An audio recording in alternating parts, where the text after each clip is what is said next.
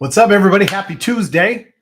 It's Ace, and I am about to jump into this. We need one more person into the little eliminator. It's almost full.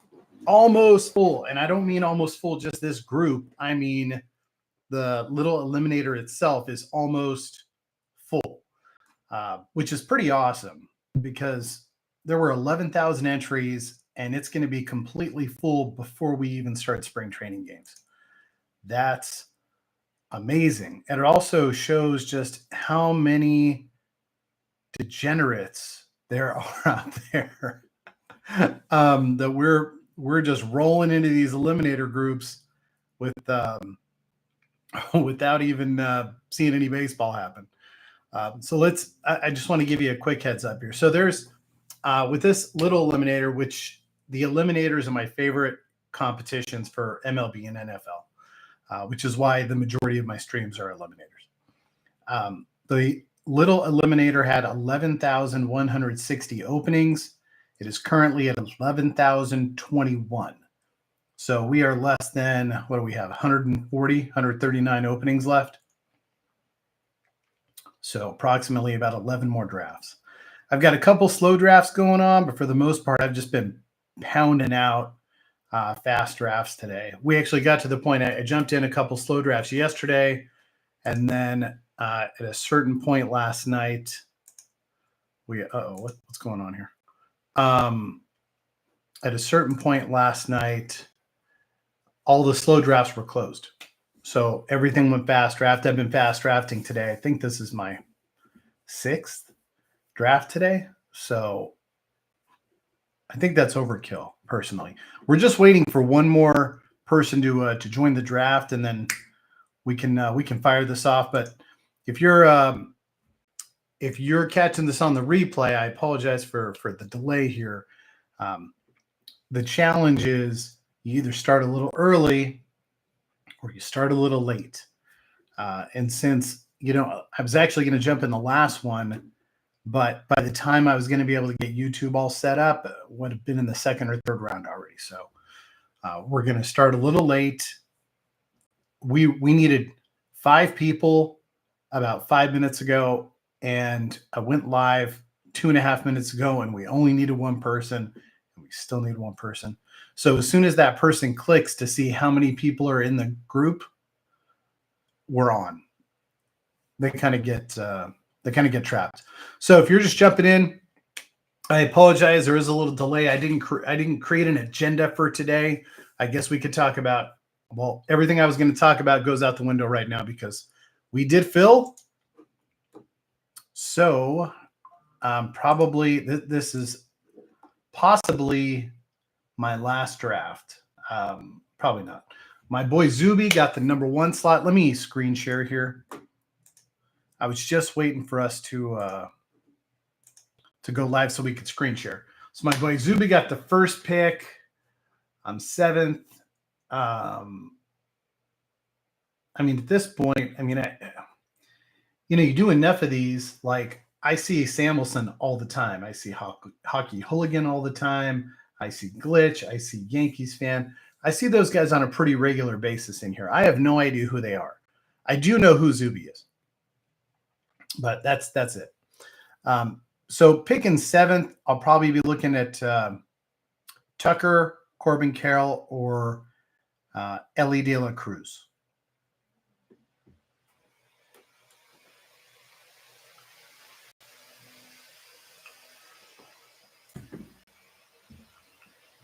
So with Little Eliminator, I'm sure they're going to roll out a Little Eliminator 2. The reason why I went so aggressive, obviously I like eliminators, but the reason why I went so aggressive with them is because at a certain point about 2 weeks ago, it was obvious it was going to fill before games started. And personally, when I look at this and I know it's going to fill before games start, then it's like we're all on the same playing field. With the exception of like Montes getting hurt yesterday. And Montes is like a 19th or 20th round guy anyway. But with the exception of that, when I look at Dinger, you're trying to draft because you feel like you're just sharper than everybody else, and it's going to be so spaced out, but because it starts like a month before pitchers and catchers report, and then it's dragging all the way up until about the last week of spring training. So there's just a lot of things that can happen, and we witnessed that last year with all the pitcher injuries that happened. Okay, so I'm going to take De La Cruz or an outfielder, depending on what Samuelson does here. It's entirely possible he could be auto drafting. A lot of these guys who fire off a ton of drafts just auto draft. Okay, he went Tatis. I'm going to go EDLC, and I'll explain my strategy for that. In Eliminator, one thing I've noticed is that I tend to go very outfield heavy, and if I go too outfield heavy, I basically miss out on a lot of the studs, the stud infielders. Now, granted, I do think there's a lot of guys that you can draft on the infield side that are going to get you 1,100 to 1,300 points. A lot of guys, whether it's round 4 or whether it's round 20, you can find guys that are going to land in that area.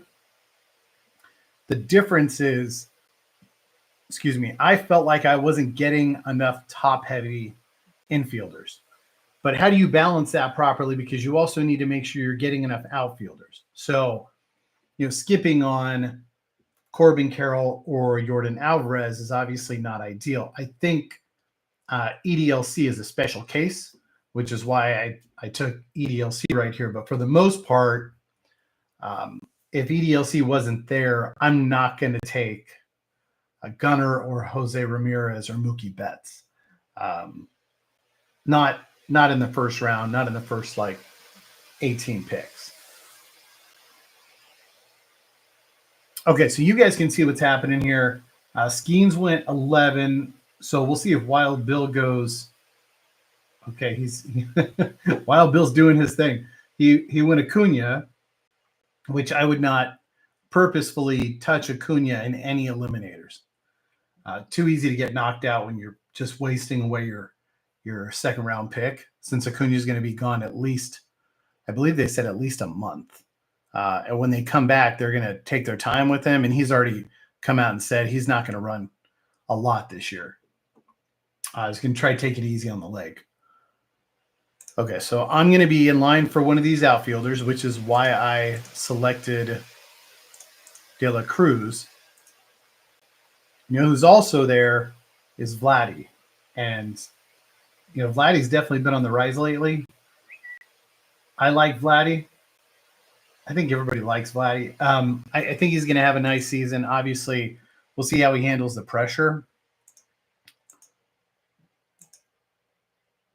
Okay, he took Julio. So the big question is, do I want to go Vladdy? Yeah, okay, so I'm going to go Guerrero here. I was planning on going Churio, but the reason I'm going to go Guerrero is because when it comes back at 31, the guy who I want to take is going to be Austin Riley. There's a good chance he's not going to be available, but there's going to be plenty of outfielders. 31, 42, 55, 66. I can go outfield. And they're all pretty much going to be about the same. They're all high scorers. They're all very reliable, pretty steady guys. Not planning on taking Austin Riley because I got Guerrero, but we'll just see how this plays out.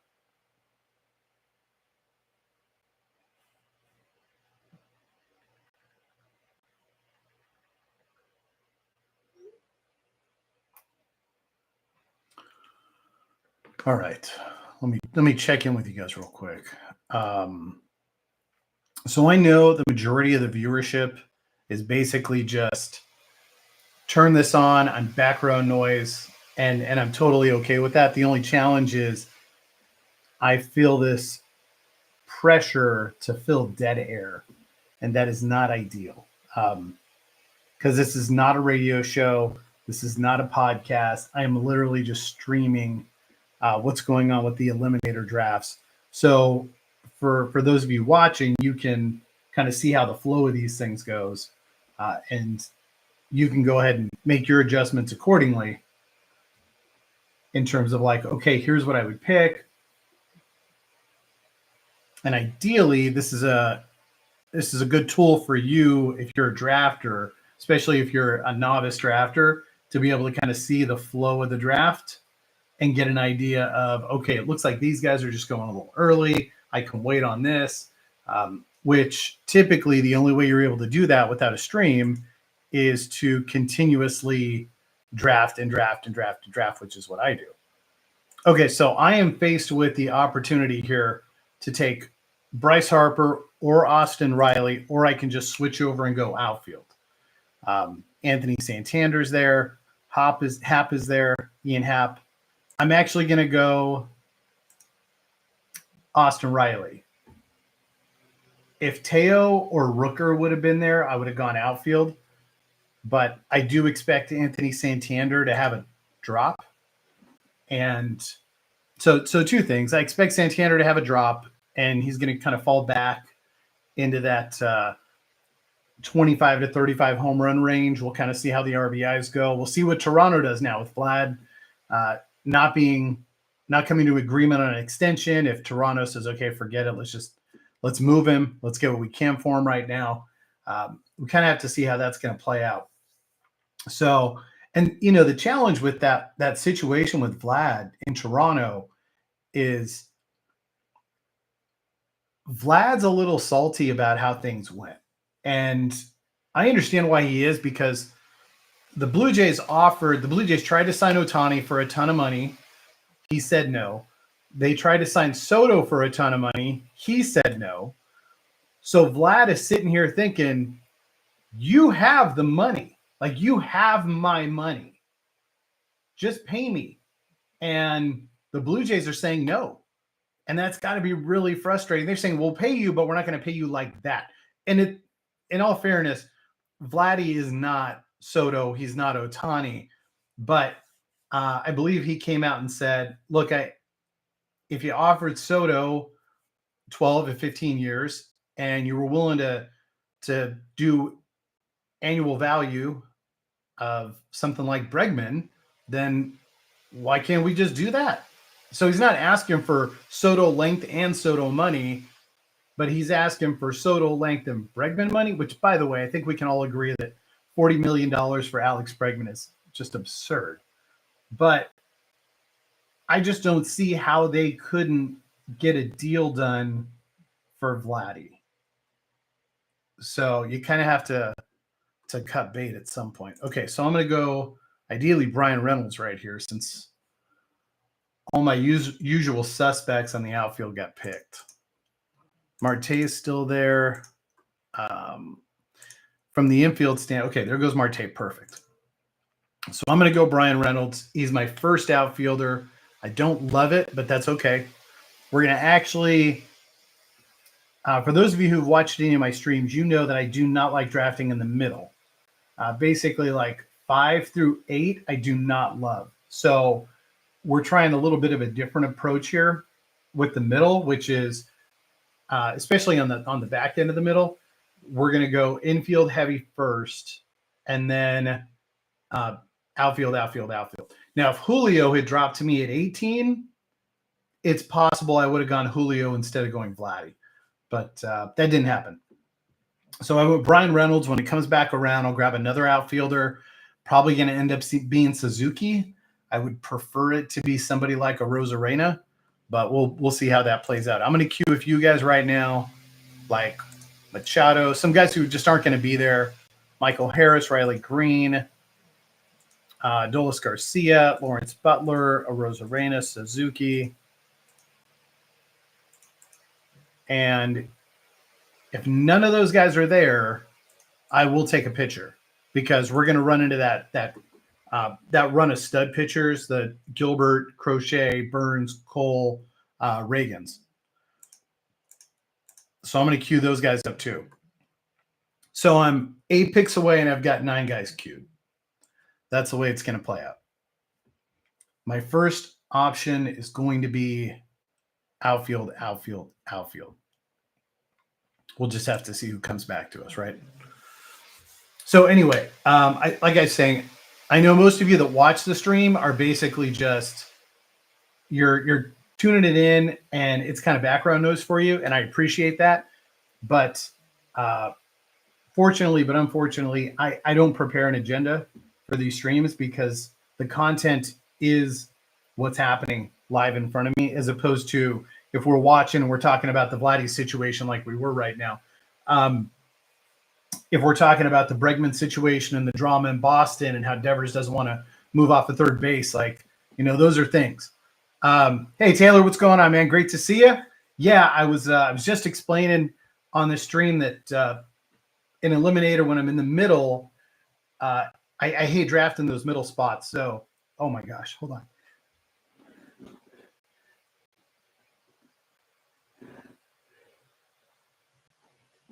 Whoa, okay. Dodged the bullet there. I apologize. I'm sure it's going to come back and get me. I wanted to go infield because one thing I've noticed is when I go real outfield heavy is that I don't end up getting any top heavy infield plays. So yeah, I'm real secure in regards to my outfield, and then I can just stack infield guys 7 or 8 if I need to, that are all going to score like 1,100 to 1,300. But I really need to get more guys on the infield side who can score 1,600 points. So I think I achieved that with those 3 guys. Plus, Vladdy and Austin Riley, they play every day. So I'm going to be sitting, looking. There goes a Rosarena. That worked out for me. Otherwise, we were going to go pitcher. So remember, I am trying to get as many of these infielders as I can right now. So it's going to come back at 66. Maybe that means I end up with Castellanos. Maybe I end up with Cowser. I'd love to end up with Doyle. I'm not expecting that. Could be Luis Robert. And then when it comes back around one more time at 79, I'm hoping I'll be able to get Kwan. But we'll just have to see how that plays out. Love Christian Walker at some point. I do not see that being a thing for me. We need to shore up the outfield. So, Taylor, hope you had a great weekend, man. Yeah, outfield is Taylor's saying that he doesn't hate who I've drafted right now, but outfield does get thin late, and it 100% does. So I will be really aggressive and pound on the outfield over the next 7 rounds. We'll just kind of have to see how it plays out. Like Dylan Cruz going at 61 and Yelich going at 60 was definitely not what I had on my bingo card. So we'll have to see how this plays out. I'm still hoping I can get Cowser at 66. I mean, Garrett Cole is still on the board too, which is dangerous because he is my guy queued up right now. Really don't want to veer off the strategy. There goes Cowser. So if this is Luis Robert, I will take Garrett Cole. If it's somebody random, oh my gosh, Marcus Semien is still sitting there. That's dangerous.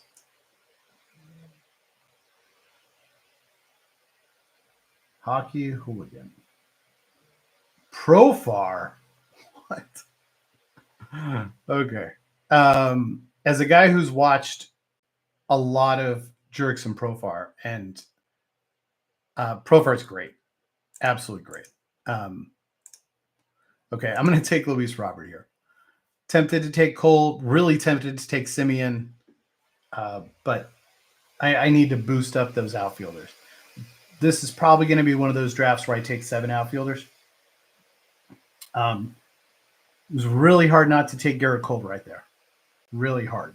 But if I would have ended up, if we can turn the clock back a little bit, if I would have ended up taking Anthony Santander at 34, then I'd probably take Cole right there at 66. But I just couldn't. Semien was really hard to pass up. Really hard. I've been struggling with Evan Carter. And I was just reading an article about how Evan Carter doesn't want to talk about his back. And it's like, Okay, cool. I get that you don't want to talk about it, but that's kind of your job. Um, so doing interviews is part of your job as a pro athlete these days.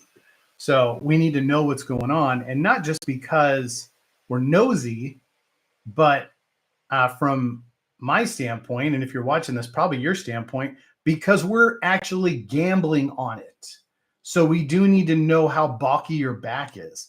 And the fact that he doesn't want to talk about it, like, I don't know if he thinks that's going to make it go away. It's obviously not. But it's definitely not enduring to the fans. But anyway, I was starting to get a little bullish on Evan Carter because it sounded like his back was doing okay. They were talking about moving him to the top of the lineup, moving Simeon down. So I was kind of pulling away on Simeon a little bit and boosting up Evan Carter. This was probably about a 48-hour window. And then I see Evan Carter come out and he's like, I don't want to talk about my back. I'm like, never mind, dude. Same guy.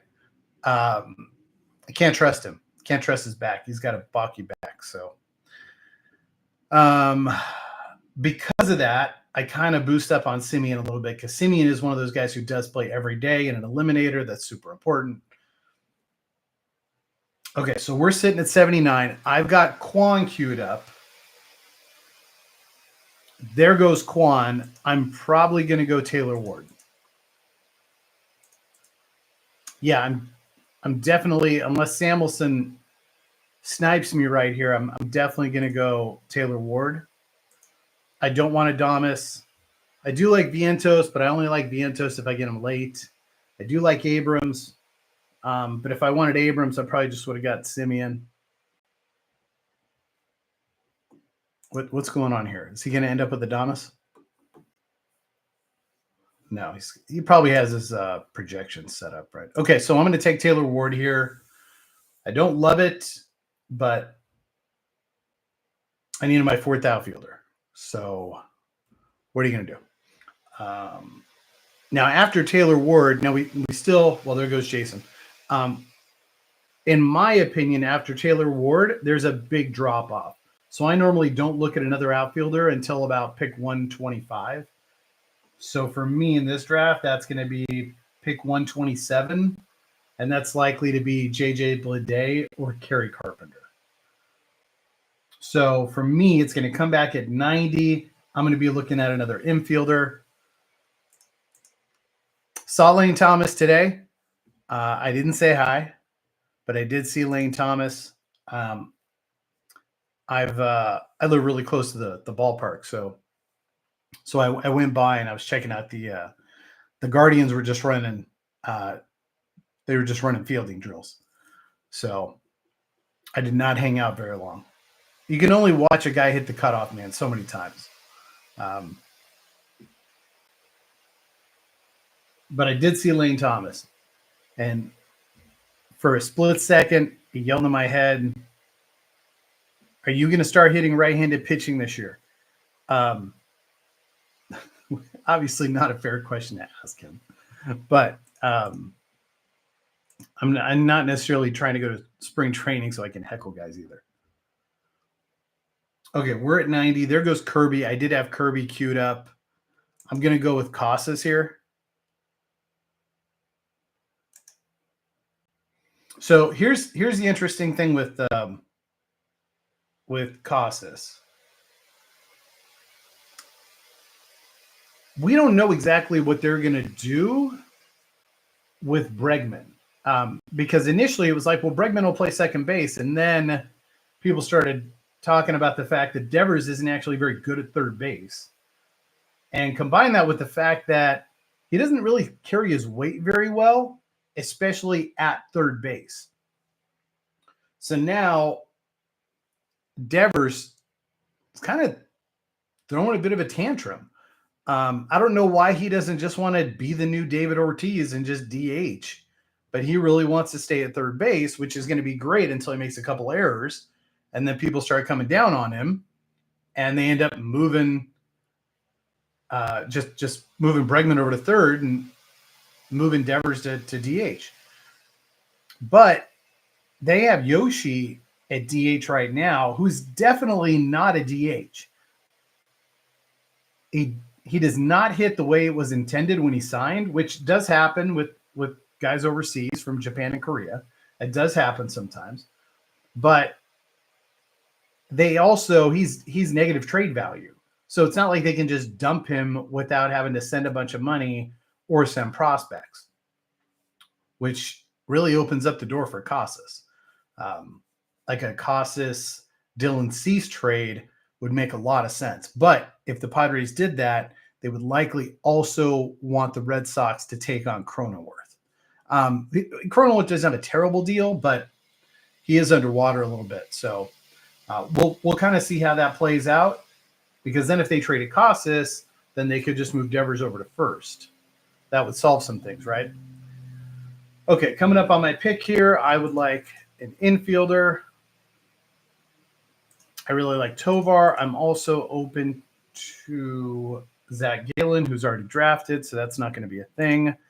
I do like Imanaga, but I'm going to take Tovar if Tovar is there, which Samuelson's auto drafting, but he preset, so I don't know who he's going to take. Hunter Brown. Okay, I'm going to go Tovar. I do love a bunch of these Rockies guys this year. Tovar, Doyle.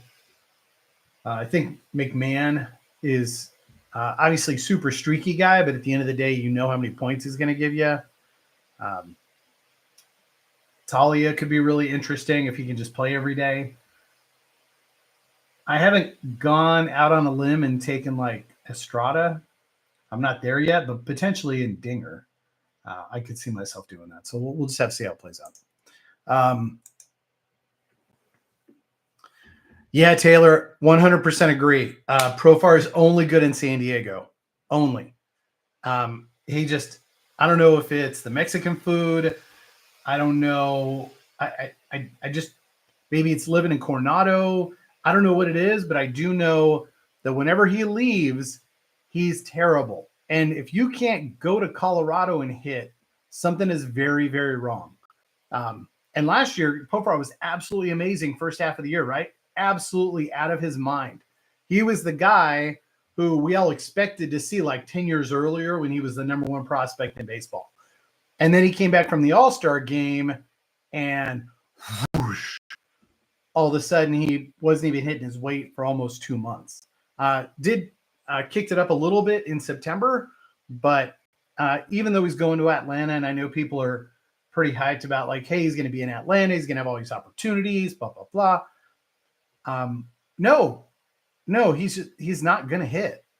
And like I know on Roster Resource, they have him hitting second right now. And Albies hitting fifth. And I'm like, that's not going to last.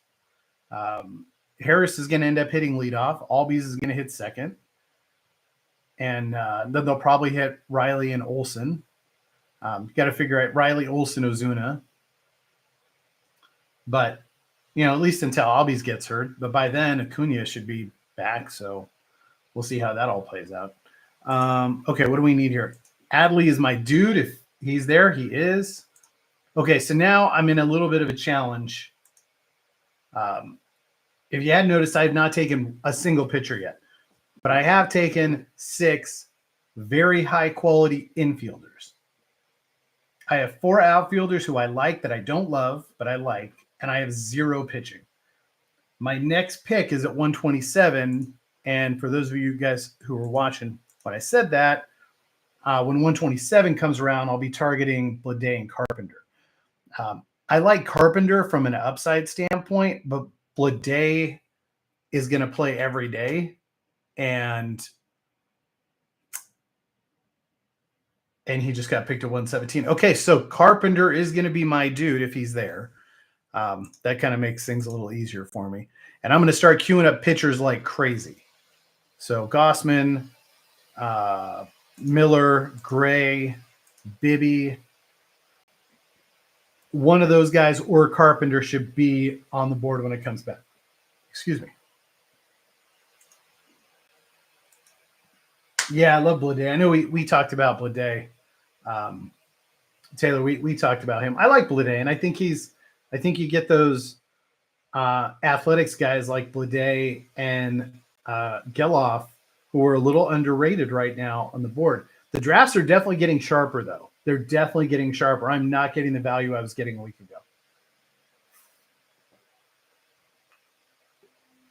Which is odd because, like, Bregman, for example, and I do think that Boston is a good spot for Bregman. Do I think it's better than Houston? No, but I think it's a good spot for him. I think he's going to see much better pitching in the AL East than he was going to see in the AL West. But Bregman went like 75-ish, right? He went 70. Bregman was going 105 before he signed. And I feel like normally he does go in the 90s. But, yeah, we're definitely seeing those guys who still think it's 2018 and Bregman's going to pop off 35 bombs and finish second in the MVP voting. There's Vinny. Okay, that's fine. We're supposed to take a bunch of pitching. Oh, Gossman made it. Love that. Kerry Carpenter did not make it, so sad for me. My outfield is going to be like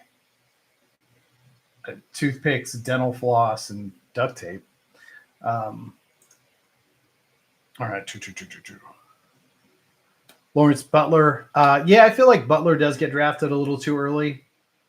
But, people are buying that second half Butler put up, and they're projecting out that second half over a full season. And those numbers are pretty tough to deny. The challenge for me that I learned last year is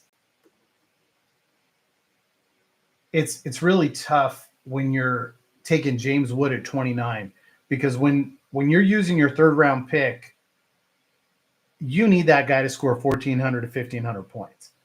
And if James Wood struggles the first month, he could be down at AAA. You can't have your third round pick down at AAA, especially an eliminator. So sometimes getting a little boring with your draft, especially in eliminator, is what works out well for you. Okay, what we got? 138. There's a guy who I do like. I'm really trying to warm up here to some of the Rays hitters because it's going to be a really interesting situation. Because the Rays, obviously, the Tropicana, the roof blew off, so they're no longer playing there. They're going to play at the Yankees AAA stadium this year, and the dimensions are exactly the same as Yankee Stadium. Now, obviously, the ball is going to carry different because it's Florida versus being New York. It's going to have warmer climate. The ball should carry better at the beginning of the season in Florida. That's going to be really interesting, though, because both the Florida teams have always played in domes, and this is the first time that we're going to have a team in Florida. Gosh, no, it's not the first time. It's probably the first time in 25 years that we're going to have a team in Florida play with an open roof. I would need to look back. I feel as though when the Marlins were originally an expansion team, that they played in the Orange Bowl for some reason. I got to check that, or Joe Robbie Stadium or something ridiculous. Okay, let's look. What year did the Florida Marlins? They were an expansion team in 98, I want to say.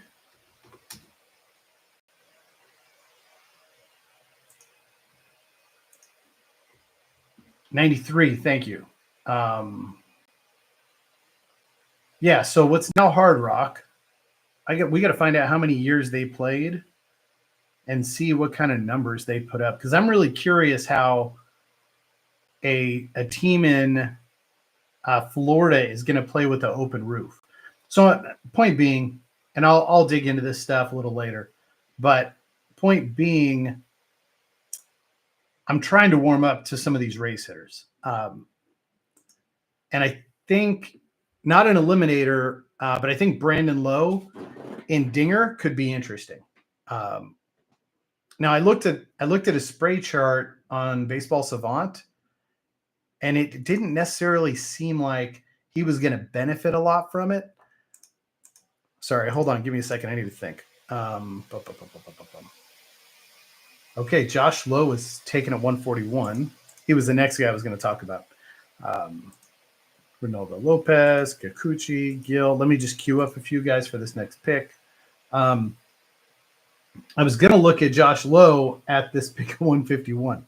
Obviously, that didn't happen. So point being, I'm trying to warm up to a few of these Rays hitters, knowing that they could potentially be in a better offensive park than they were in the past. Okay, I don't normally take Ronaldo Lopez, but we're gonna roll with him right here. I don't normally take Gausman either, just because last year was just such a dumpster fire for him.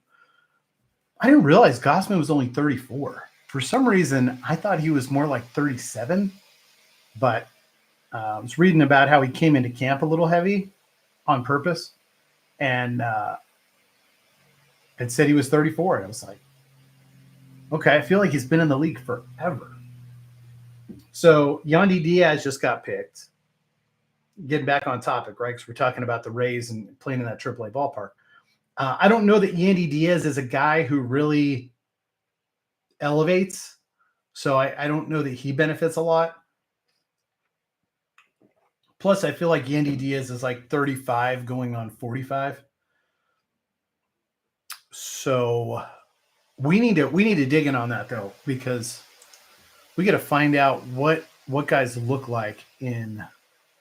Okay, so they were in 98. They were still in Pro Player Stadium. Gosh, what was it called in 93 though?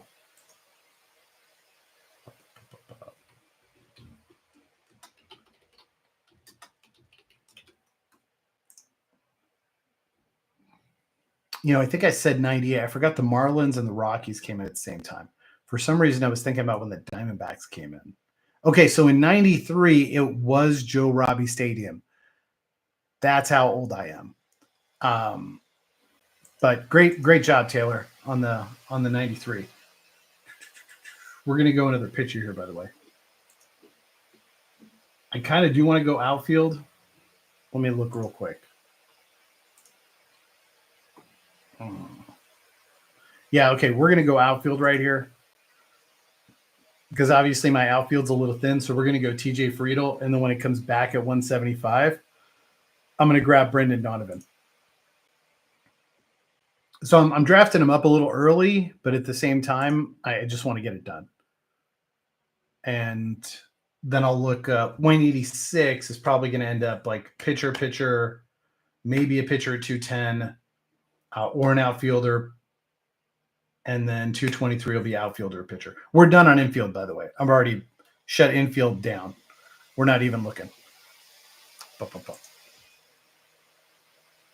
Joe Robbie, Sun Life, blah, blah, blah. Okay.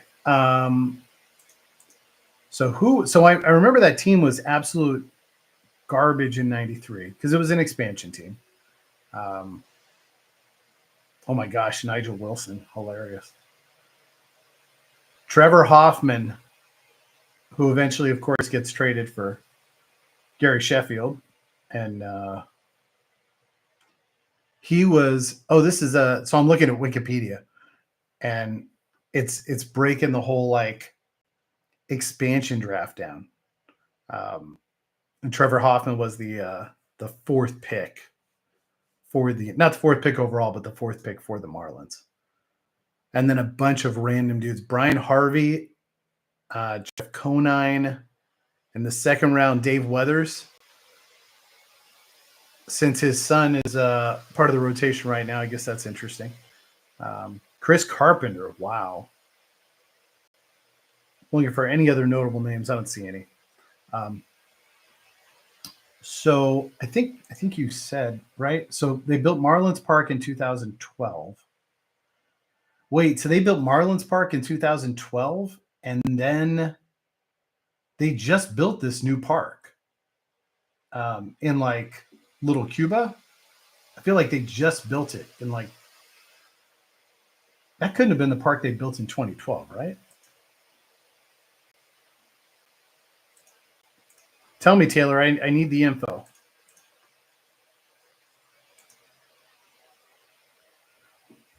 It's like so when you do a radio show,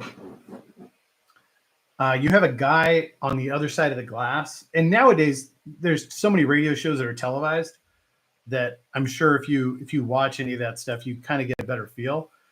Because now you can like see all the other people that help out. But normally when you do a radio show, especially if you're just a local show, I'd be in a room, probably a fairly dark room right now. And then I'm looking through a glass, and on the other side of that glass is the guy who works the board. And he's got a microphone and he's got this huge board. I have no idea what any of the buttons mean, and a couple screens. And then he's also like taking the calls in and whatnot. But a lot of times, if I'm doing a radio show and I'm going through and I'm trying to figure this info out like I am on the Marlins, then I'm throwing it out there, and the guy on the other side of the glass is trying like hell to find it as quick as he can, and then he's breaking in and saying, "Hey, I got that info." Well, he wouldn't break it on air. He'd come in your ear and say, "Hey, I got that info for you." And then I would take a breath and say, "Hey, Taylor, you got some info on the Marlins for me?" And then Taylor would jump in and say, "Hey, yeah, so here's what happened." Blah, blah, blah, blah, blah, blah, blah. And it just kind of a look behind the curtain, but that's how it goes. So right now, as we're doing this in real time, and Taylor's like trying to help me out and answer old questions, like that is what the guy on the other side of the booth does, and it makes your life so much easier, and you look so much. If you have somebody good on the other side, it makes your job so much easier. Where are we at here? So my plan was to go pitcher here. Did Pavetta already get taken? The hell? 172. I was taking Pavetta at 225 all day long. Okay, I'm going to go Bassett here. I know I'm going a little early, but my plan is to go Bassett here and then Tanner Hawk or, oh my gosh, why can't I remember? Ryan Pepiot.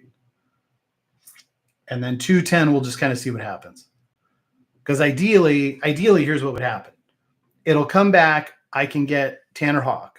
It'll come back around at 210. I can get Ryan Pepiot. It'll come back again at 223. I'll take Garrett Mitchell. And then at 234, I'll take Merrill Kelly.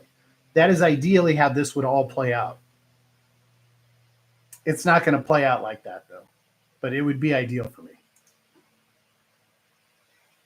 Okay.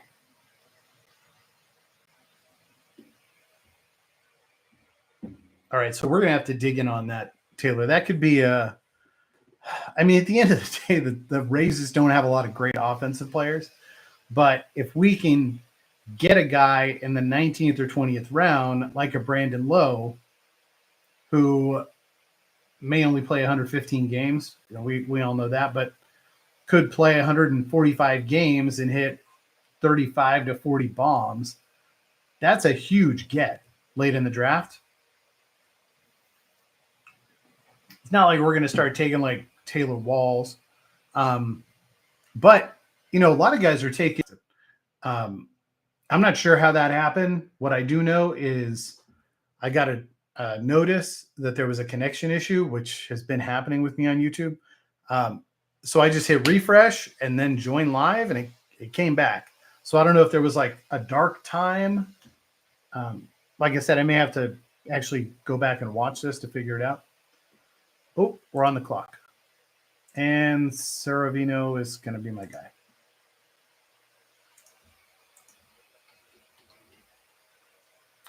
All right, I'm going to cue up this last guy. So, Taylor, if you're back, I know we've got, or if you do come back, we're going to jump in. We're going to try to piggyback these drafts if we can. So between this draft and the next draft only needs six managers.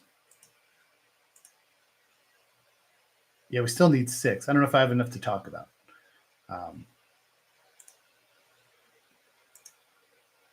But we'll see.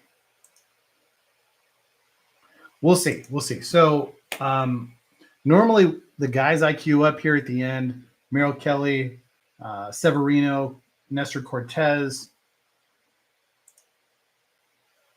I feel like young pitchers are just a lot less reliable.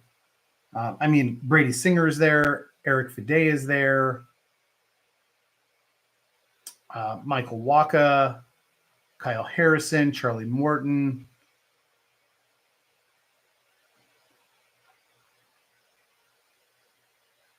Tomoyuki, I think that's how you say it. Tomoyuki Sagano. I'm saying Saguano like it's like Spanish. It's not Spanish. Sugano, that seems like that would be a lot closer. Tomoyuki Sugano. We're going to go with that. That could be really interesting. He's a hell of a pitcher in Japan.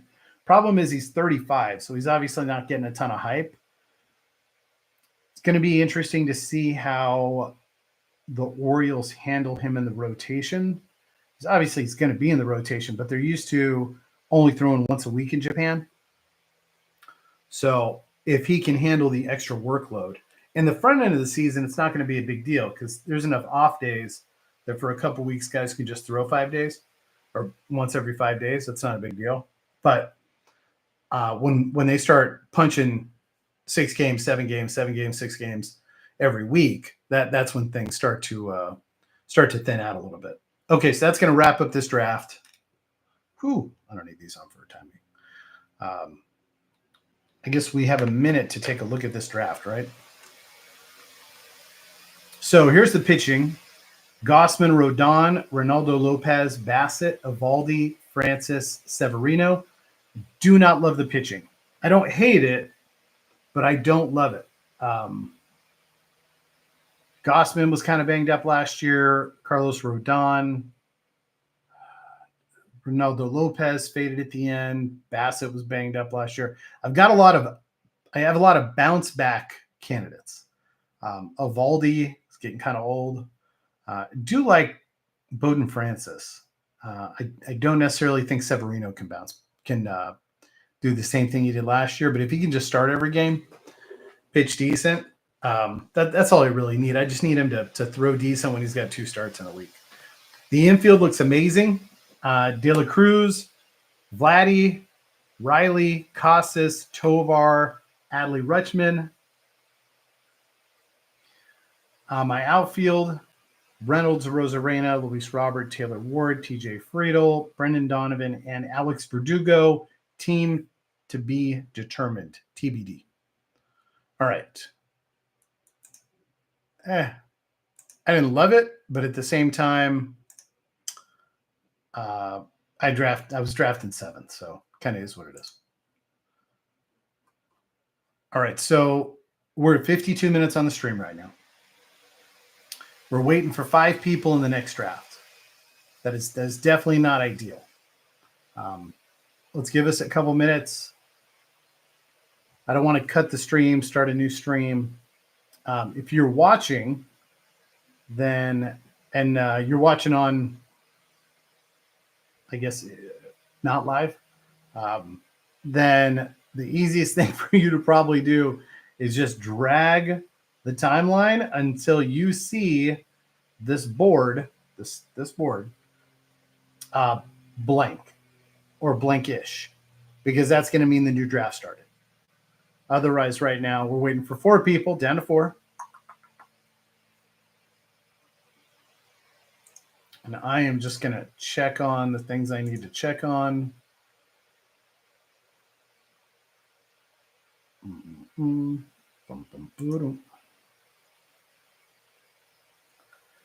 Sorry, guys, I'm touching my face a lot more lately. The beard's kind of getting to me.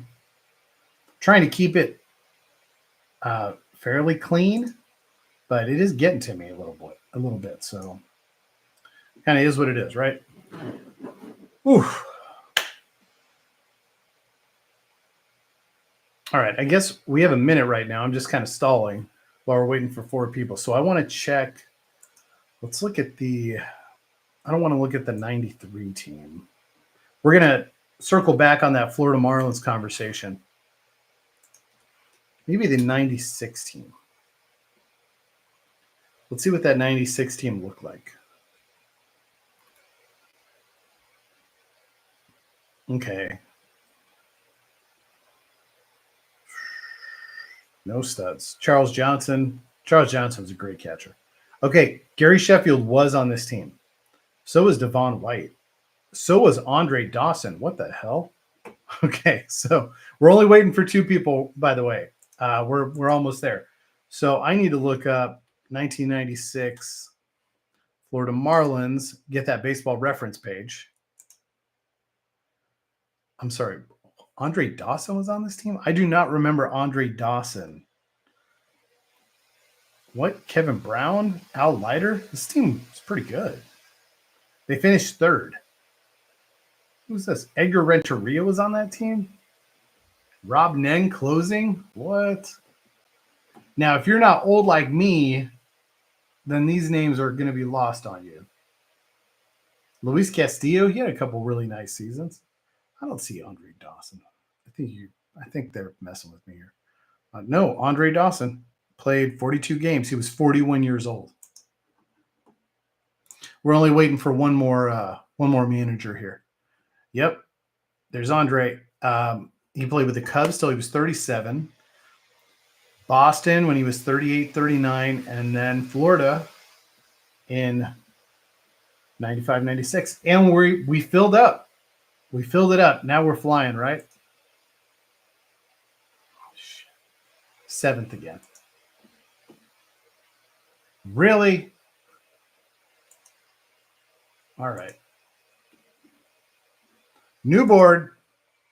Here we go. New board. Samuelson again. He's probably drafting on auto draft. Yankees fan, 69-69. I see that guy all the time. Everybody has a shield. So in theory, should have a lot of sharps in this draft. And I'm 7th. Everybody's got a shield. 2, 3, and 9 of them are red shields, which means I believe they've had over 500 drafts under their belt. It looks like we've got, now I got to put my glasses back on. And you can tell because, and I think Underdog does a crappy job of this. I think the intention's great, but I don't think the detail is. You'll notice like on my little guy, he's like wearing a hat. You can see it right here. Joe Money, Redictive. This guy's got a headband. That guy's got a headband.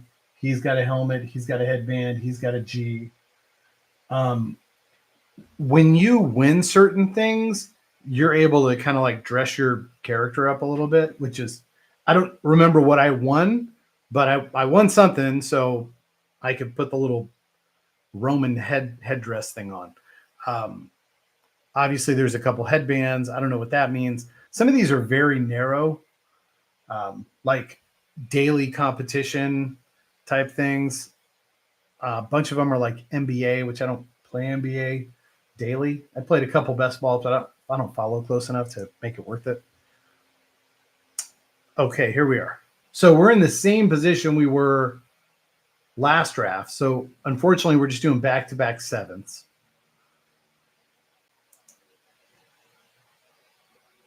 And while we're doing it, okay, there goes the E. So I'm not going to go with Ellie De La Cruz this time, but I am going to go. Oh, what do I want to do here? What are we going to do? I'm going to take Tatis. I've actually been trying to take more Corbin Carroll in the last couple days just to give my drafts a little variety, but we're running out of drafts, and I want to go Tatis here and see if I can pick up like Julio at 18 or potentially Duran. If not, we'll see how this goes. Same draft as last time, so I could just go Vladdy and see if Austin Riley comes at 31 too. Okay, there goes Jordan. There goes Corbin. So bang, bang, bang. And now the infielders are there. Jose, Gunnar, Betts, Mookie, Betts, and then the outfield run. And we'll see what happens at 18. Bum, bum, bum. Okay, so Andre Dawson getting back at it. 2 home runs that final year. Doesn't look like he started a lot of games. He had 61 plate appearances in 42 games, but his slash line was 276, 311, and 414, which is pretty damn solid for a 41-year-old. Dude is huge, too. I got a chance to meet him at the All-Star game back in Colorado. All the outfielders are gone. I'm going to take...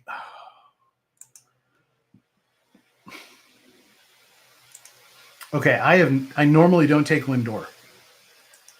And it's not that I don't like Lindor, because I do. I just don't like him at 18. I liked him last year in the 40s. I just don't like him at 18. But we're going to go with Lindor over Freeman.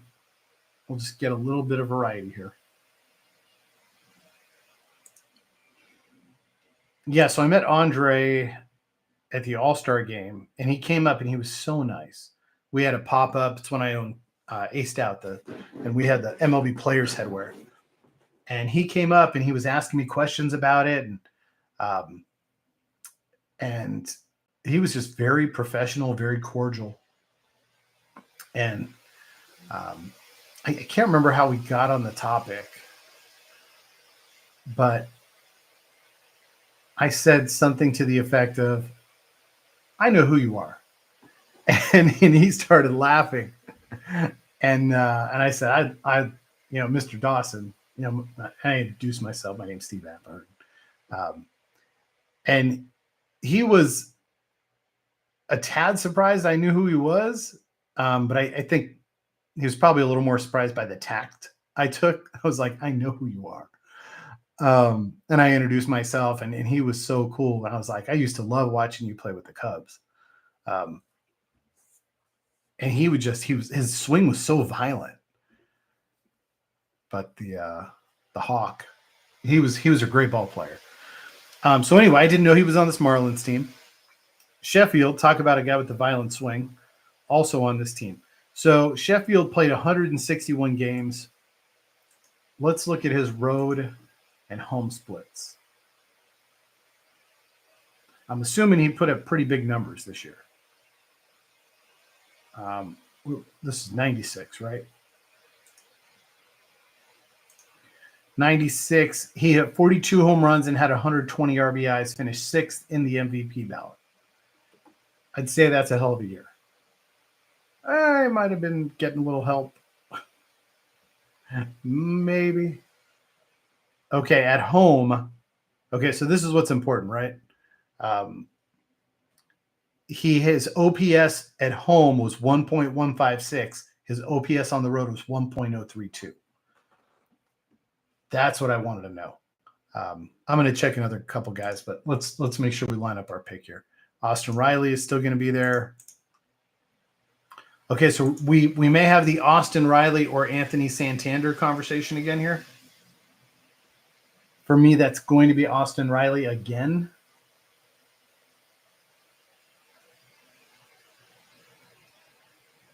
Apparently, Harry is going to take his sweet ass time. Okay, yeah, Harry's going to take all 30 seconds. I hope he doesn't. It does look like he's auto drafting because he did take Acuna at 20. Yeah, and he just took Harper there. Okay, so it's quite possible Harry the Hammer is Harry the auto drafter right now. Okay, I'm going with Riley. If Riley gets taken, I'll take Santander. There goes Devers. By the way, for about 48 hours, I got a little hyped on Devers and started taking him earlier than normal. Normally, I wouldn't take him unless he flew into the 4th round. But I started taking him early with the thought that potentially he could DH. And if Devers would start to DH, I would feel a lot more comfortable about he's just, he's a big body guy. And I just don't love that at third base. Feels like he's always dinged up. So, or he's always playing through something, and I just don't love it. So, but there was that moment before he said, third base is my position, blah blah blah, and he got all defensive about it. Where it seemed like they could move Bregman there, Devers could DH, they would find a taker for Yoshi, and that could really open up some things. But nope, didn't happen. Okay, we're sitting on the infield options are Marte, Seager, and Machado. I'm not picking any of those guys, but I will take Spencer Steer. Yes. I know he's nursing a sore shoulder. I'm hoping that's going to be okay by opening day. Little football update, just since we're on the stream. Adam Schefter is reporting that the Panthers and Andy Dalton reached a 2-year deal. 2-year, $8 million deal, $6 million guaranteed, max value $10 million. So insurance policy for Bryce Young. Good for him. Sure pays to be a backup, right? Okay.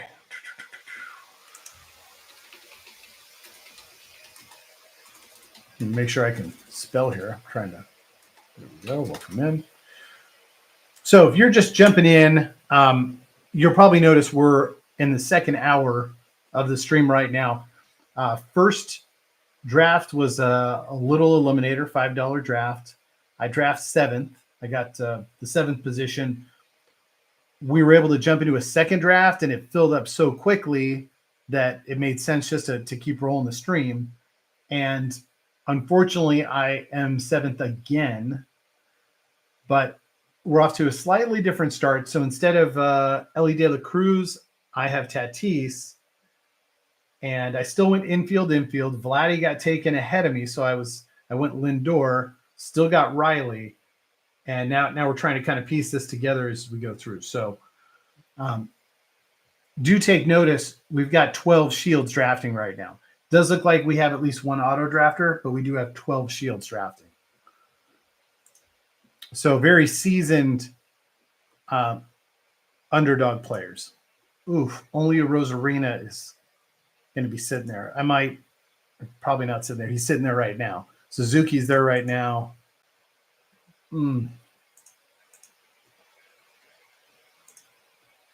I can't convince myself to take Albies, not in this kind of setup. I don't overdraft Simeon. If he's there at 66, we can have that conversation. I'll likely take Suzuki. If Suzuki and a Rosarena get drafted, these next two, I'm going to go pitcher.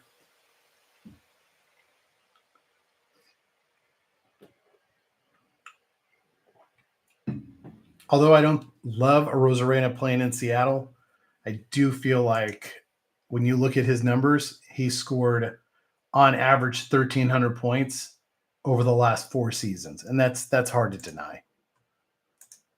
And that's why he got picked. So we're going to go Suzuki. That's okay. I could go Logan Gilbert or Garrett Cole or one of those stud pitchers right here. I'm not going to. I'm going to try to just hammer some outfielders. 66, try to pick another outfielder like Castellanos or Cowser, and then 79, I'll try to grab Kwan. If Cole gets back to me at 66 again, it's going to be interesting. It's not my plan, though. I'm going to throw Christian Walker in there, Doyle, Castellanos, Robert, Cowser. Okay, I've got 8 guys in my queue, 5 picks away. Not a big surprise because I do have Christian Walker there. Most of these guys are their ADP is actually right at 65, 66, 67. Okay, all these outfielders are going to get picked early. Okay, we'll see if Cowser gets picked, then we're definitely going. Oh my. Okay. I've got Cole, Cowser, and Walker queued up. There goes Cole. Here comes Cowser. So if Cowser would have got taken, I would have selected Cole at 66. I had Walker there. He's obviously not going to make it back to me at 79. I'm queuing up Steve Kwan. Tatis, Steer, Suzuki, Cowser. The outfield looks great. If Kwan's not there, I'm going to try to grab CJ Abrams. I'll also queue up Vientos. But the plan is that I can grab like Kwan at 79, and then when it comes back at 90, I can grab a guy like Bregman, Naylor, Casas, those guys. But we'll see. Bregman's been going pretty early.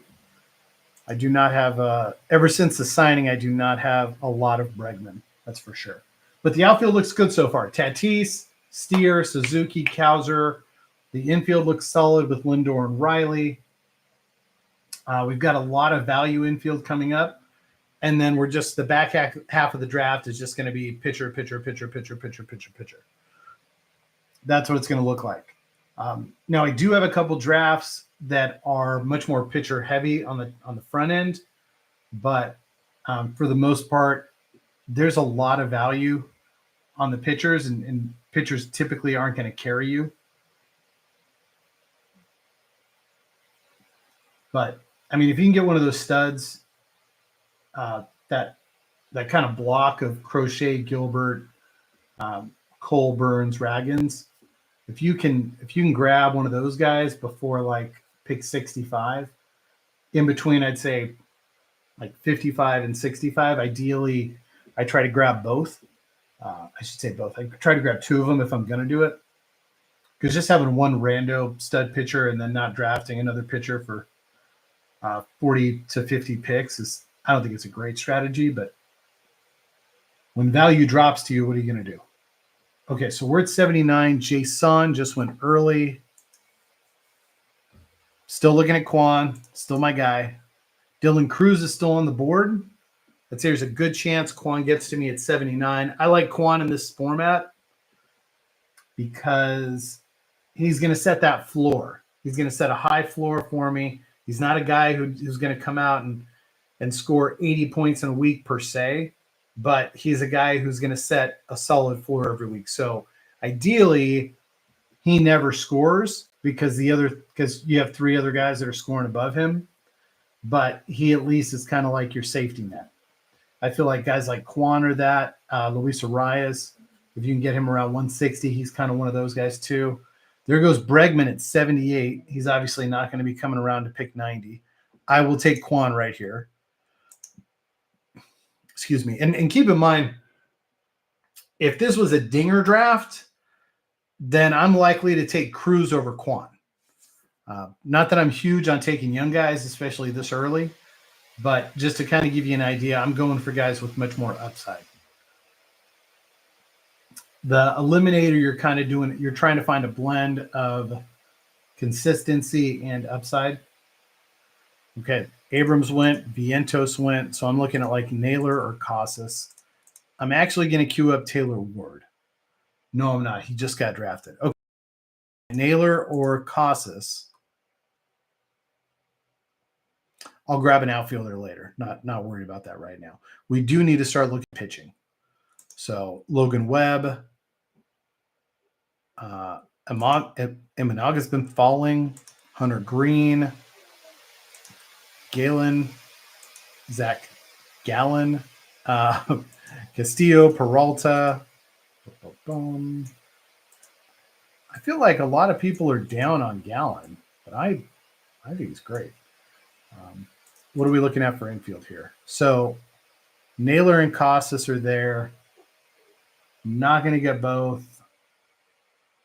I'm going to go Naylor. I mean, I think Casas does have a ton of upside, but I do get a little worried. He seems to get banged up pretty easy. Naylor hitting in Arizona should actually be a little better for him than hitting in Cleveland. When I looked at the numbers, it seemed like he hits much better I should say he would hit much better if he was in the NL West than in the AL Central ballparks. So we'll see how that plays out for him. Not expecting anything huge, but I don't see why he can't repeat what he did last year. And he'll bring in a better offense. Obviously, Jose Ramirez was out of his mind last year, but for the most part, that Cleveland offense is super hit or miss. So now having really consistent bats around him in Arizona should help him a lot. Corbin, Marte, Suarez, Gurriel. And we'll see what happens with Perdomo and Moreno. If they bounce back a little bit. They were a little down last year.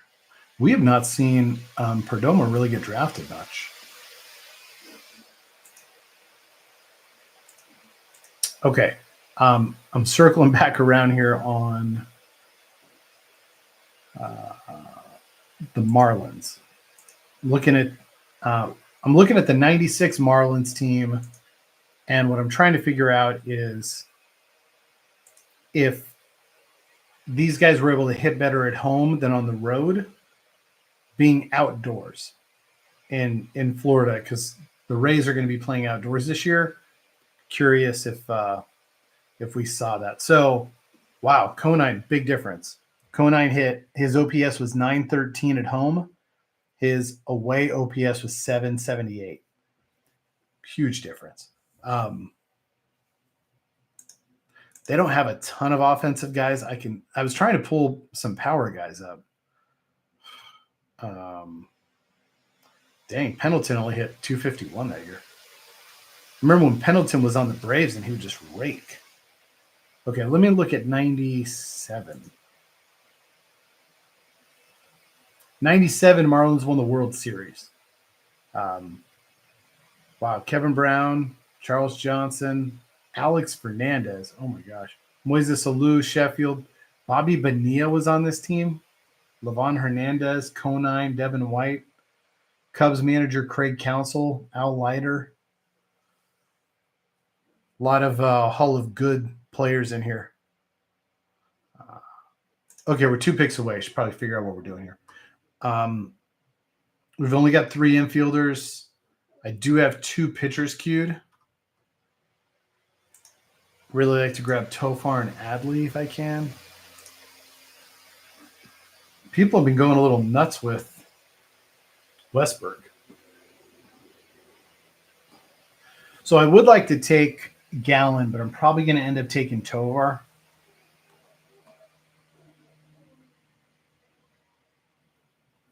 And the reason being, I need to boost up my my infield a little bit.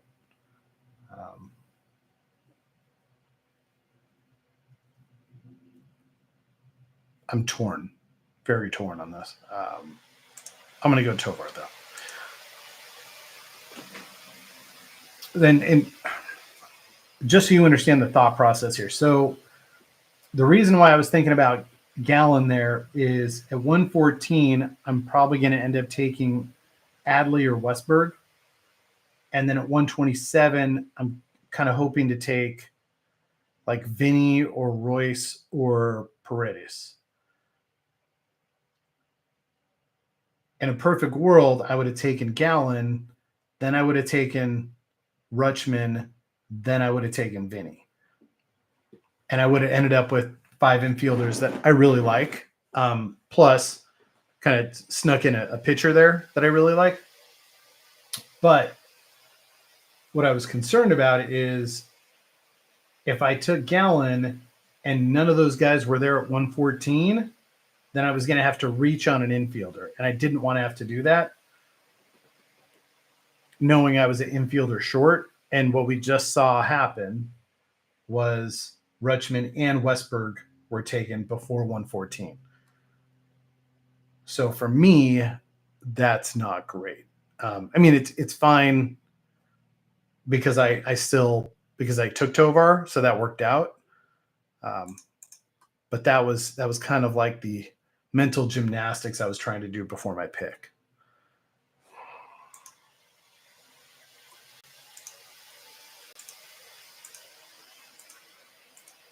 Okay, so I'm actually going to take Gossman with this pick.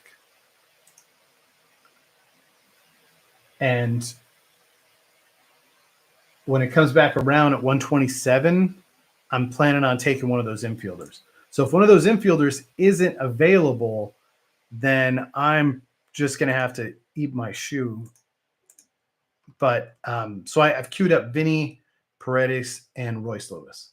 One of those guys there at 127, I'm golden. If one of them is not, I'll take a pitcher. I don't love that. Also open to potentially taking somebody like JJ Bleday.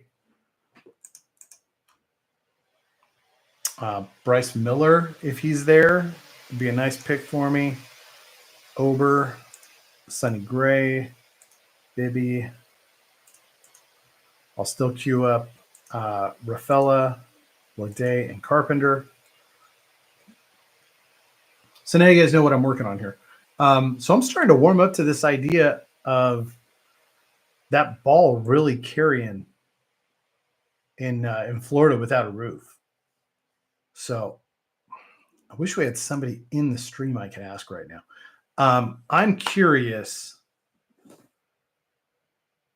I don't know the Marlins ballpark well enough if that roof opens.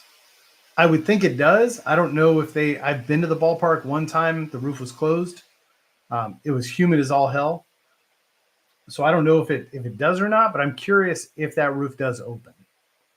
And if the Marlins play with it open. Because that park does not play. I mean, it's a big park. All right, we're at 125. Goldschmidt, Berger, Royce Lewis, and Paredes are the infielders available. So I think my chances of grabbing one of these guys is pretty good. One thing of note is Bleday got taken at 118 and Carpenter got taken at 121. So much higher than they normally are drafted. About 8 to 10 picks earlier. Okay, there goes Goldie. So Paredes should be great. Yeah, Amberger gets taken. That's perfect. So I'm going to take Paredes, who I think will be an absolute beast in that ballpark. I think Walker and Paredes will both be fantastic. And another draft just opened for some reason. Probably. I've been waiting to jump into a slow Eliminator draft, the $50 Eliminator. I'm assuming that's what just filled.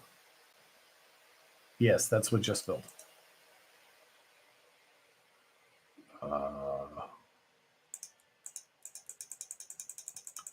And I'm drafting 10th. I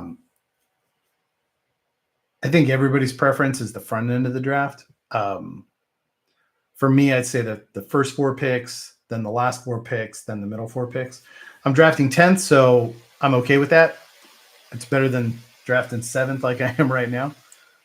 Although I think this draft is going fairly well. A couple of these guys look familiar. Okay, anyway, back on point. Focus. Pick 138. Yeah, so I'm starting to warm up to some of the Rays because of that ballpark situation. I'm just kind of curious how that could play out. Maybe in the dinger. It'd be nice if the Rays would do anything. Obviously, I'm not going to take Ha-Seong Kim because he's not going to play till like May. But we'll see. Okay, so for me, normally I look at Lugo or Rodon right here. This is pretty consistent. I pick, there comes Volpe. Yeah. So we've got Gossman.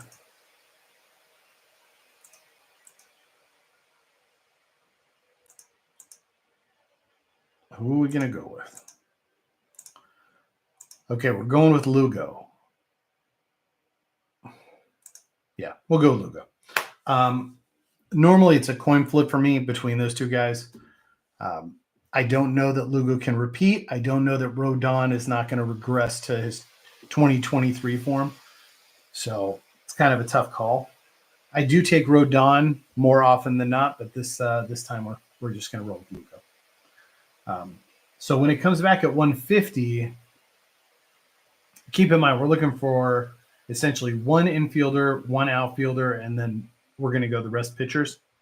More than likely the rest pitchers. So we could go. I'm just going to queue up a few random guys here.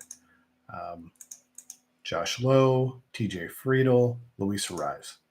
Arraez may not even make it to me. If he does make it to me, he's the fourth infielder on the ADP right now.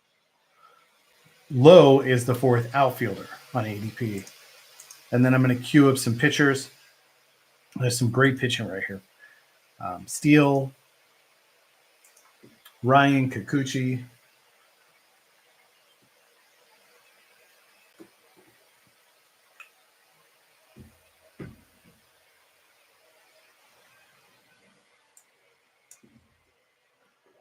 Everybody's skipping Rodon, which, by the way, I would assume Harry would take Rodon because Harry seems to be auto drafting. So I'm not. If Rodon made it back to me, I would obviously take him. Okay, there goes Rodon at 146. The top three guys right now are Mullins, Kikuchi, and Carter. I'm planning on taking Luis Arraez.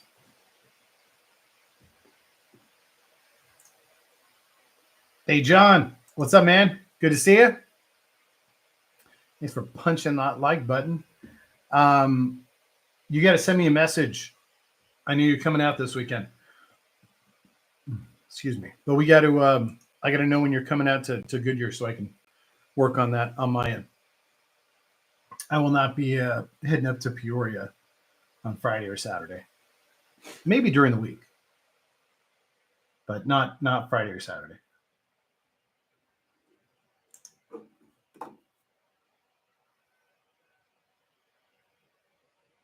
I like how John says aloha amigos. So he wants to let everybody know that he speaks Hawaiian and Spanish.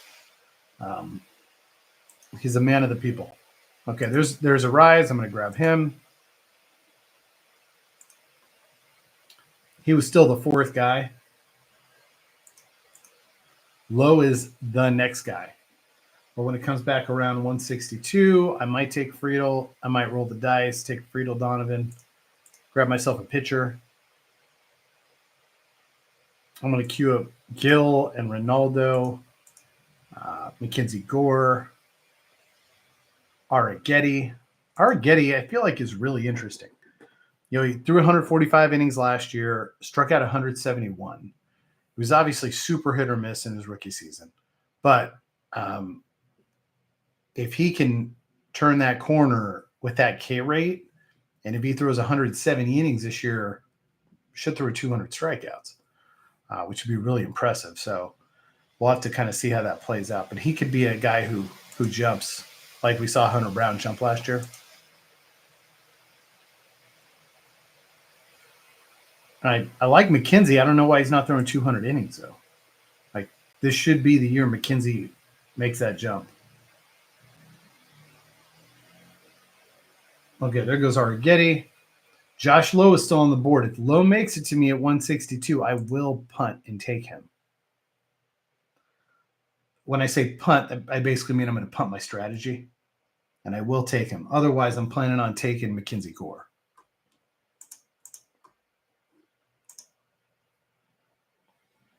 Monday versus the Cubs. John, you know the schedule better than I do, but that is definitely a possibility if they're playing in Peoria. Okay, Lowe's there. So I'm going to, after all this talk about the Rays playing outside, I'm going to take my Ray right here and hope Kevin Cash does not screw this up and platoon him all the time. So I took Josh Lowe a ton last year. And then he got a little banged up, and then Kevin Cash just platooned him the whole season. And yeah, that was not an ideal situation. He's really talented. Look good in a Padre uniform. Playing left field, that's for sure. Okay. 75, it's going to come back. I'm likely to just go pitching.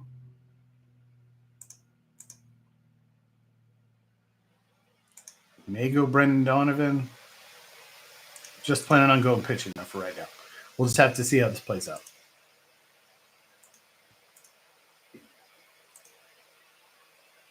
Yeah, they're in pre-order. Okay. Yeah, John, I might go up to that game. Rally the troops. Monday. I'll have to take a quick look. My plan was to basically just go to games in Goodyear most of the spring, but I would like to see the Padres play. So it might be a little hard to get a ticket on Monday just because the Cubs fans travel so well. But we'll see. I'm just cleaning up a few things here. Don't mind me.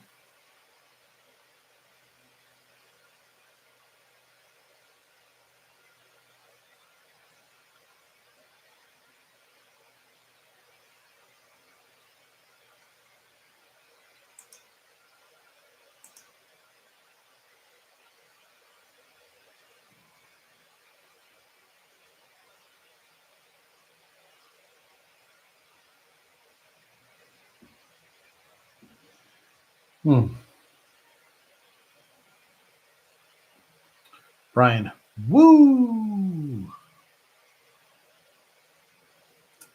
I just have not taken. I haven't taken woo a single draft, and I don't know if I'm just trying not to be too heavy on the Mariners, but I haven't taken them once. I mean, I've taken Castillo, Gilbert, Kirby, Miller, but I know Wu dealt with some health issues last year, and that's always a big red flag for me, especially since I draft a lot of eliminators.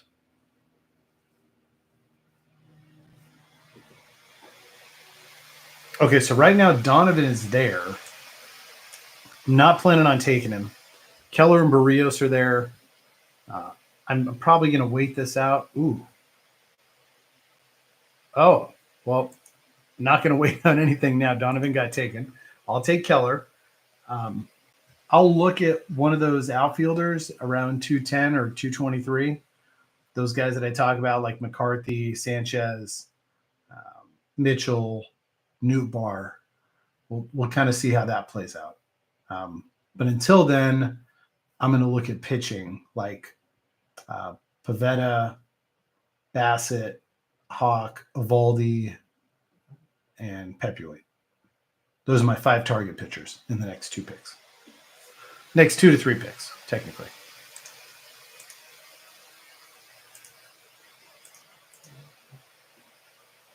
Hey, John, how long are you going to be in Arizona going to games?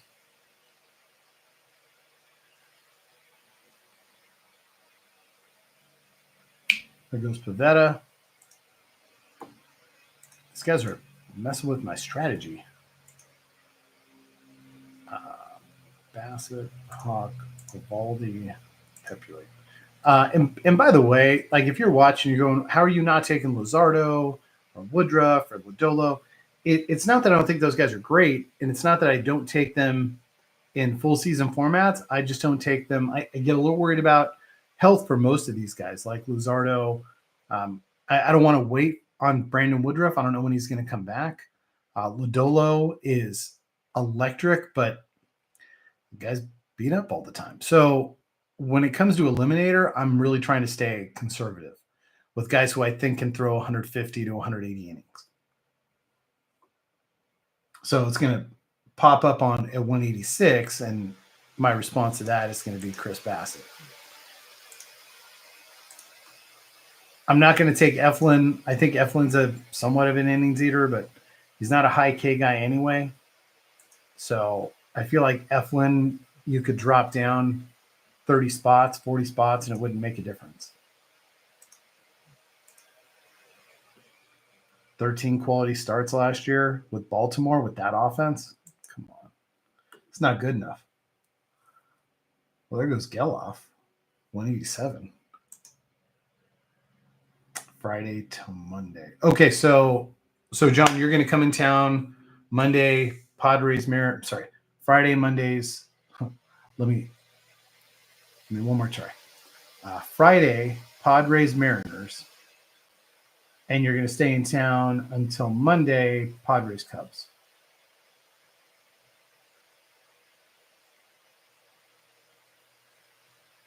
Okay, Padres, A's. That's also in Peoria, and then Sunday, I believe the Padres playing Glendale.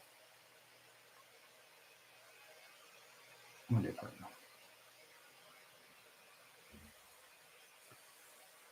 yeah, there's like 3 or 4 of you guys coming the first weekend, which is great, except I'm not completely prepared. So, and the next weekend, the Padres play in Goodyear. So I'm like, why isn't everybody coming here? And I'd have a barbecue. We have guys over, and we'd all catch up, go to the game. But, yeah, it just didn't work out that way. I need to see who's coming the second week because of that Saturday game, that Saturday Padres game. And I think the fourth week of spring training, the Padres come back to Goodyear again. Oh, okay.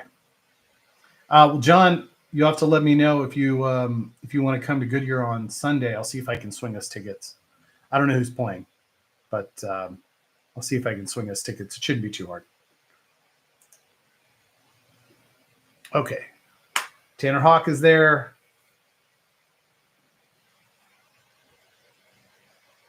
That's my plan right now. What are we at? 4-6-6. 4 pitchers, 6 infielders, 6 outfielders. Our infielders are fantastic. Lindor, Riley, Naylor, Tovar, Paredes, Arise.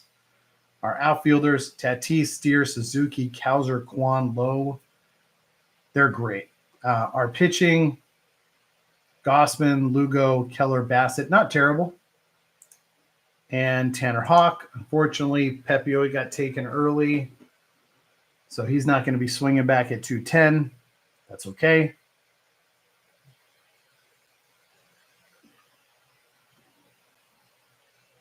So after Evaldi, that's kind of when it just drops into the abyss and everybody's just kind of a dude. So for me, I'm going to queue up Francis. I don't want to take Francis again. Last draft, I also had Gossman, Bassett, and Francis. So I don't necessarily want 3 Blue Jays again. All right, let me work on that. I do take Barrios once in a while too, so probably grab Merrill Kelly. I'm just queuing guys up here. Nestor Cortez, Ranger Suarez, Michael Waka. Kyle Harrison, Charlie Morton, Sugano, and where's my dude Cutter Crawford. All right. There goes Jesus. There are a couple. Oh, Valdi just went. There are a couple sneaky outfielders late.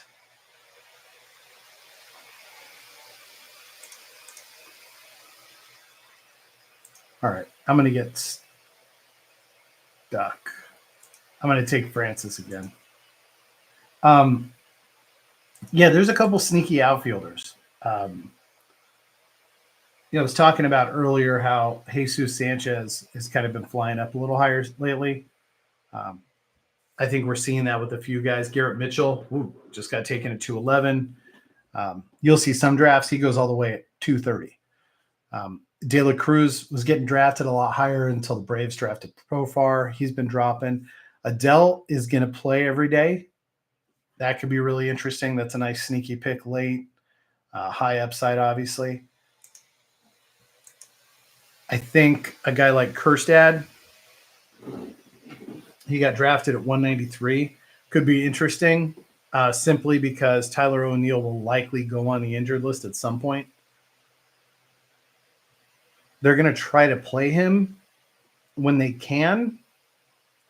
But he's going to be in more of a platoon role until O'Neill gets hurt, and then he's going to start to play every day.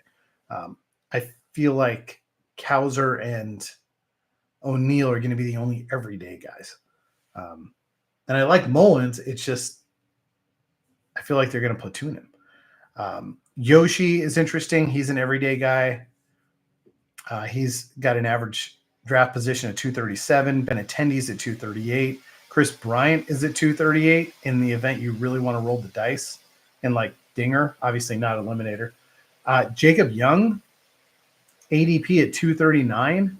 That's a guy who put up 938 points last year and did not play a full season.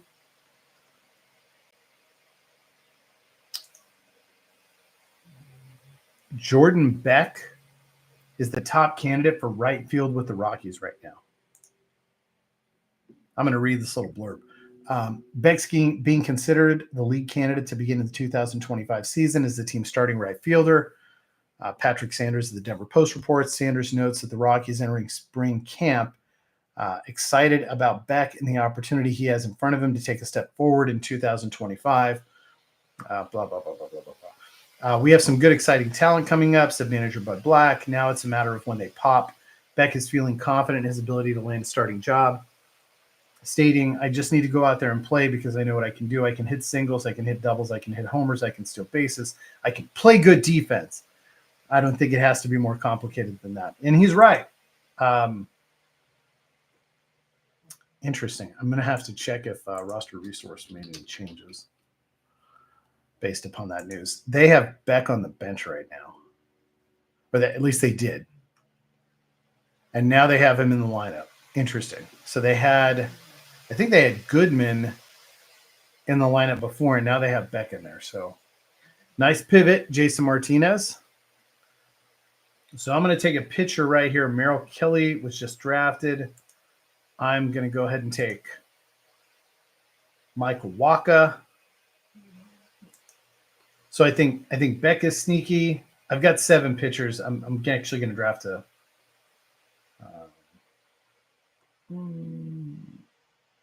I might draft a pitcher.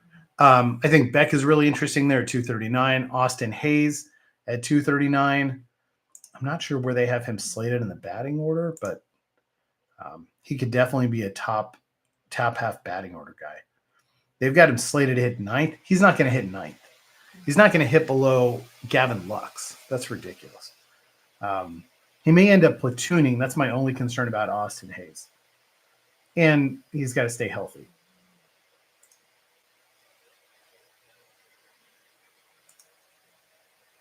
Okay, John.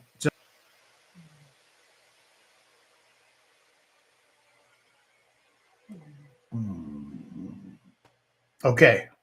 Just like that, came back. And we didn't lose anybody. So that's encouraging.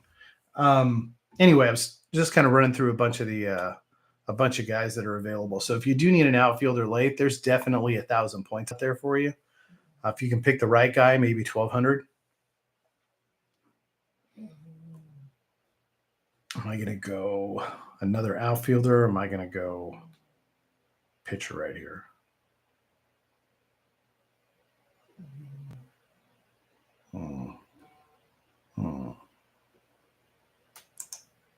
I mean, none of these pitchers are going to win me anything. That's kind of the challenge, right?